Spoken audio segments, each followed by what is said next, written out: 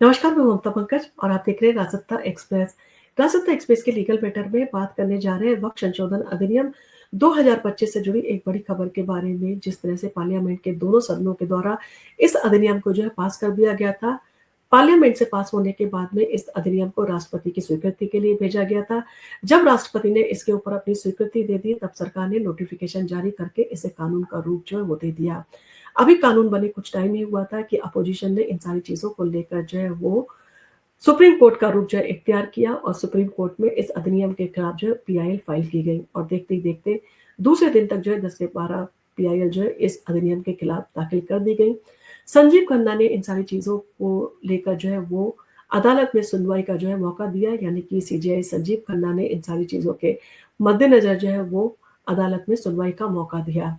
पहले दिन सुनवाई के दौरान लगा कि संजीव खन्ना इन सारी चीज़ों को लेकर जो है वो स्टे देने जा रहे हैं, लेकिन इन सारी चीज़ों को लेकर सॉलिसिटर जनरल ने जो है वो कन्विंस करने की कोशिश की, पहले उनका पूरा पक्ष सुना जाए, उसके बाद में ही सुप्रीम कोर्ट के द्वारा जो है किसी भी तरह का जजमेंट दिया जाए।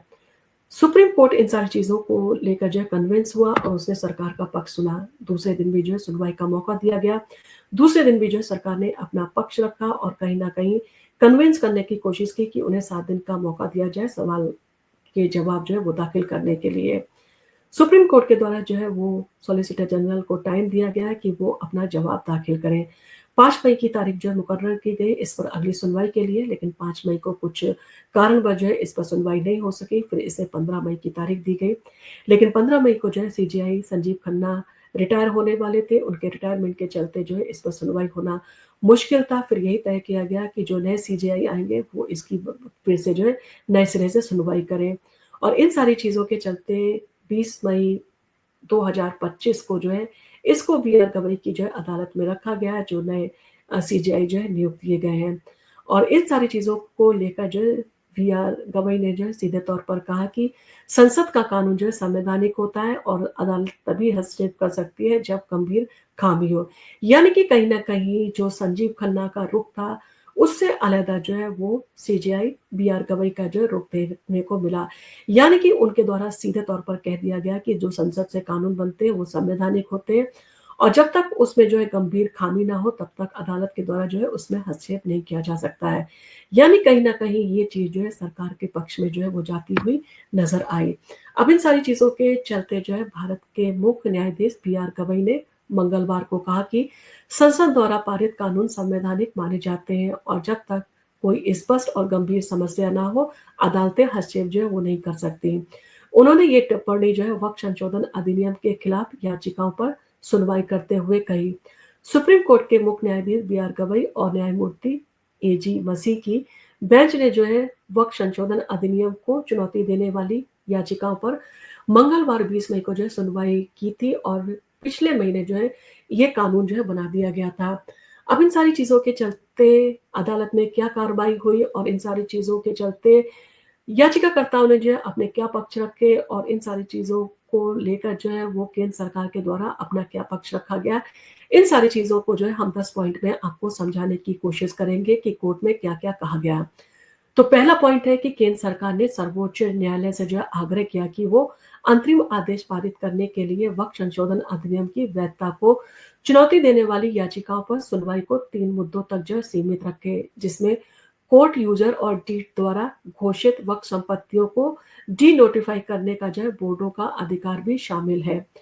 वक्त संशोधन अधिनियम की संवैधानिकता को जो है चुनौती देने वाले याचिकाकर्ताओं की ओर से पेश वरिष्ठ अधिवक्ता कपिल सिब्बल और अभिषेक सिंघवी ने जो है केंद्र की दलील का विरोध करते हुए कहा कि महत्वपूर्ण कानून पर जो है टुकड़ों में सुनवाई नहीं की जा सकती। उनके हिसाब से ये पूरा ही जो है कानून असंवैधानिक है, इसलिए जो है इस पर पूरी तरह से सुनवाई जो है किए जाने की ज़रूरत है।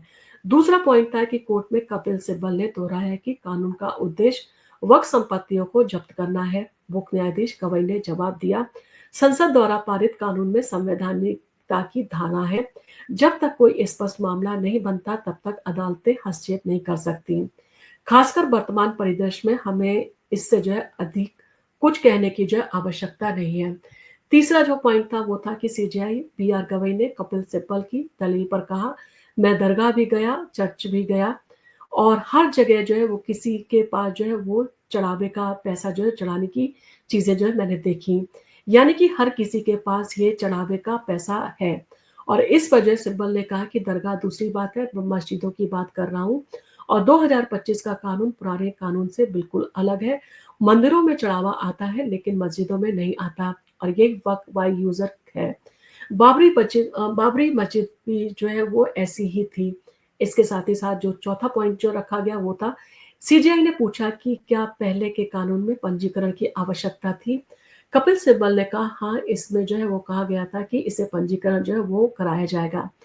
सीजेआई ने फिर पूछा कि सूचना के तौर पर हम पूछ रहे हैं कि क्या पुराने कानून के तहत वक्फ संपत्तियों के पंजीकरण का प्रावधान जो है अनिवार्य था या सिर्फ ऐसा करने के निर्देश जो है वो दिए गए थे? कपिल सिब्बल ने कहा पुराने अधिनियमों में जो है शैल शब्द का इस्तेमाल किया गया था। सीजीआई ने कहा केवल शैल शब्द के जो है प्रयोग से पंजीकरण कराना जो है अनिवार्य नहीं हो जाता है। यानी कि इन सारी चीज़ों के चलते जो वक्फ प्रॉपर्टी है उसका जो रूप है वो नहीं बदलता है।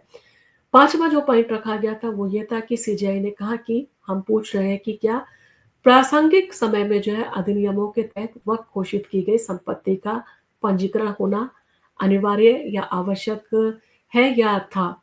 तो इन सारी चीज़ों के चलते या कहीं न कहीं जो है वो सारी चीज़ों को क्लेरिफ़ाई करने के लिए पूछा गया था कि पंजीकरण जो है अनिवार्य या आवश्यक था या नहीं था? तो कपिल सिब्बल ने कहा कि 1954 के बाद वक्फ कानून के जितने भी संशोधन हुए, उन वक्फ प्रॉपर्टी का रजिस्ट्रेशन जो है अनिवार्य था। इसके साथ ही साथ जो छठा पॉइंट रखा गया वो ये था कि अदालत ने पूछा, क्या वक्फ बाय यूज़र में भी पंजीकरण अनिवार्य था? इस पर कपिल सिब्बल ने कहा, हाँ। फिर अदालत ने कहा तो आप कह रहे हैं कि 1954 से पहले उपयोगकर्ता द्वारा वक्फ का पंजीकरण जो है आवश्यक नहीं था और 1954 के बाद ये आवश्यक हो गया। इस पर कपिल सिब्बल ने कहा, इस बारे में जो है कुछ भ्रम है और ये 1923 से जो है हो सकता है।